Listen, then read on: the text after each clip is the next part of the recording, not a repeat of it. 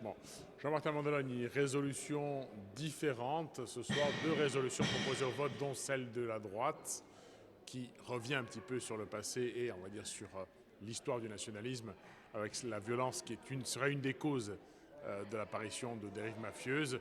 Pourquoi ce texte?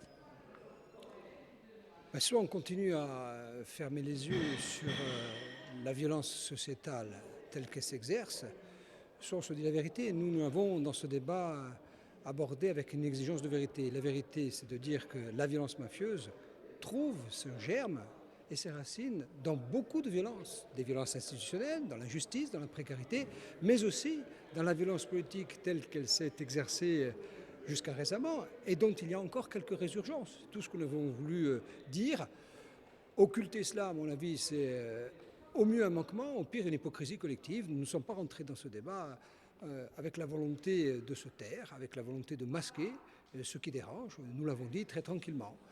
Voilà, c'est notre façon d'être en politique, ça continuera à l'être, d'autant que nous convergeons sur l'essentiel. L'essentiel, c'est bien de reconnaître qu'il y a une dérive mafieuse, et l'essentiel, c'est bien de reconnaître que nous devons, avec le concours de l'État, créer les conditions pour endiguer cette dérive. C'est l'essentiel, et je crois que c'est ce que les Corses attendaient de nous. Ceci dit, il y a des différences, autant les assumer. Moi, je ne suis pas un obsédé du consensus à tout prix.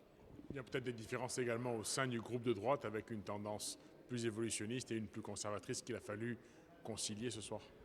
Pas du tout. Je pense que ce groupe fonctionne démocratiquement comme l'ensemble des groupes. Chacun a sa trajectoire, chacun a son appréciation de l'histoire récente et de l'avenir, cette société telle qu'on veut le construire, telle qu'on veut l'offrir aux Corses. Et puis, il va falloir s'habituer au fait qu'il y a tout simplement dans cet hémicycle une majorité et une opposition. Et je crois qu'il ne faut pas dramatiser ou psychodramatiser le fait que ce soir, de façon plus ou moins solennelle, nous ayons manifesté une différence d'approche, mais il n'y a pas de différence d'objectif. Les collectifs, la société civile auraient peut-être attendu une vision plus unanime au sein de cette Assemblée. Vous savez, lorsqu'on est élu, lorsqu'on est responsable, on fait d'abord appel à sa conscience individuelle, à sa conscience collective, en se préoccupant de ce qu'on pense les Corses. Nous, on pense réellement que compartimenter la violence mafieuse et faire comme si cette violence mafieuse ne trouvait pas sa naissance, son germe, sa croissance et sa prospérité dans d'autres formes de violence, c'est nier l'existence de ce qui fait la violence mafieuse dans le monde, pas seulement en Corse. C'est notre analyse, c'est une construction intellectuelle assumée, ce n'est pas quelque chose d'artificiel qui est destiné à se distinguer comme j'ai pu l'entendre, ou à réactiver le réacteur nucléaire de la violence qui se serait mis en sommeil. Ce n'est pas de cela dont il s'agit. Ce n'est pas un coup politique, c'est une analyse politique. On peut s'habituer et on peut assumer au fait que de temps en temps, nous n'ayons pas les mêmes analyses politiques que la majorité. En tout cas, elle doit en souffrir, elle doit même s'y habituer, s'y familiariser. Au-delà du positionnement de la droite en elle-même, les collectifs ont trouvé que le débat de ce matin, pas ensuite les discussions, mais le débat de ce matin était de piètre tenue. Votre sentiment là-dessus? On a eu le sentiment que tout le monde a un petit peu délié le propos et que les choses n'ont pas été clairement nommées. Les groupes ne sont pas favorables, par exemple, à un renforcement de l'arsenal législatif. Les collectifs trouvent qu'on piétine un petit peu sur cette question.